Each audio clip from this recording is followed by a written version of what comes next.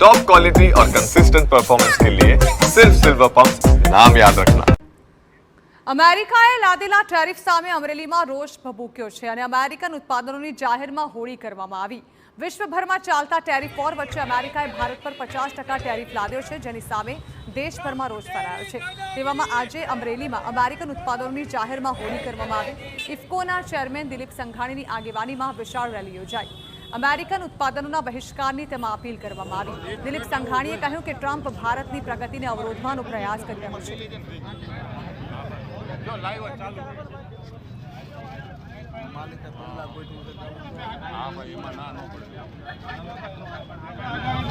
ભારતને મજબૂત કરવા માટે, આત્મનિર્ભર કરવા માટે અમેરિકાએ ટેરિફ નાખીને ભારતની આર્થિક સ્થિતિ નબળી બનાવવા જે પ્રયત્ન કરશે, એની સામે ભારતની જનતા જાગૃત થઈને અમેરિકન પ્રોડક્ટનો વિરોધ કરે અને ભારતને મજબૂત કરે।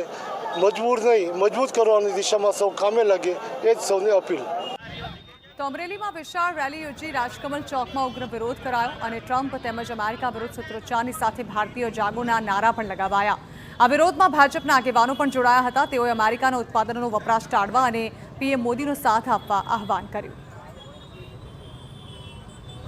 વિશ્વની મહાસત્તાના વડા ટ્રમ્પે જે એક તરફી એટલો ઊંચો ટેરિફ રાખ્યો છે, એની સામે સમગ્ર દેશના નાગરિકોમાં એક પ્રચંડ રોષ જોવા મળે છે અને આ રોષને વાચા આપવા માટે એક પ્રતિક રૂપે આજે અમરેલીના નાગરિકોએ અમરેલીના બધા આગેવાનોની હાજરીમાં અમેરિકન પ્રોડક્ટ્સ જે ભારતમાં વેચાય છે, ધંધો કરે છે, એમની આજે હોળી કરી છે। આ એક સિમ્બોલિક વિરોધ છે। આવનારા દિવસોમાં જો આ પ્રકારનું ટેરિઝમ ચાલુ રહેશે તો આનાથી પણ આકરા પગલાં અમરેલીમાંથી અને સમગ્ર દેશમાંથી નાગરિકો તરફથી આવશે।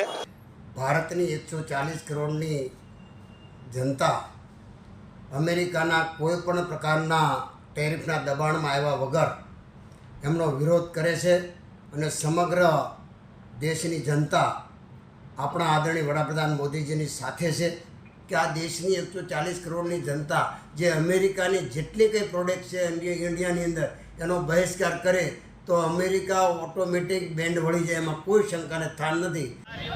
તો અમેરિકાએ લાદેલા ટેરિફ વિરુદ્ધ અમરેલીથી શરૂ થયેલો ઉગ્ર વિરોધ ક્યાં સુધી પહોંચે છે તે જોવાનું મહત્વનું બની રહેશે।